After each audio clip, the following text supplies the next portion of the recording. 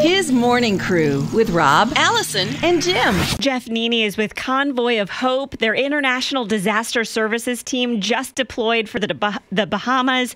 Good morning, Jeff. Thank you for joining us.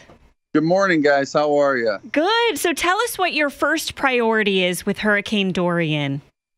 The first priority really is the safety of our team. With anytime you get into situations like this, you just have to be very conscious of that. You're going into a situation where there's a lot of unknowns.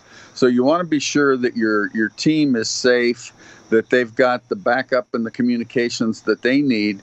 And then really after that point, it's all logistical. How do we get supplies? Where are they going to go? And how do we get them from point A to point B? You did this before in the Bahamas. I mean, it was Hurricane Joaquin back in, 2015? And Convoy of Hope responded. So how is that helping you prepare for this disaster this time around? It's been a big help, actually, because we've already got those partnerships in place. You're not going into an area where you don't know anybody, you don't know the lay of the land, you don't know the culture. So we've already got great church contacts in that area of the country, or in that area of the Bahamas already. So you've already got a couple days head start. So that's really good for us because we can get in there and get things done quickly.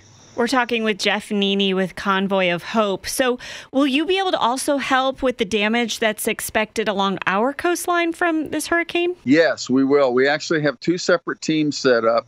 We have our international team that is in the Bahamas right now, and we have our domestic team, which is broken up into another two teams. And we have one team that went to Nashville yesterday, and then they're going to decide this morning where they're going to deploy. We have another team that's still here in Springfield that's ready to deploy as soon as we can determine where's the best location. I mean, if you look at the news that I saw this morning, you're looking at the whole southern half of the East Coast that is potential areas. So fortunately or unfortunately, we've worked in a lot of those areas already. So we've already got great contacts, most recently in Wilmington, North Carolina. We've got a great church there that we've partnered with, and then a whole church network across North Carolina and South Carolina. And we've got some other contacts in Florida as well. So I think we'll be able to cover that area as good as possible. Jeff Nene from Convoy of Hope along with us this morning. So many people want to help out. They're asking about water, they're asking about food, but what is the best way to help Convoy of Hope? Two things people can do. Number one, pray. Pray for the people that have been affected by this, that are going through some very, very difficult times right now. And pray for our teams, our staff that's out there, our volunteers that are out there, investing an awful lot of their personal well-being into this project, into this response.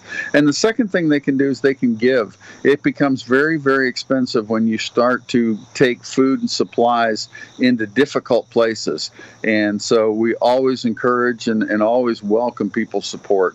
As a matter of fact, if you text the word relief right now to 800-447-7234, that's the word relief to our number, 800-447-7234. We'll send you a link. It'll have Convoy of Hope's information right there and how you can help. Jeff Nene, thank you so much. We are definitely praying for Convoy of Hope as you help the need with Hurricane Dorian.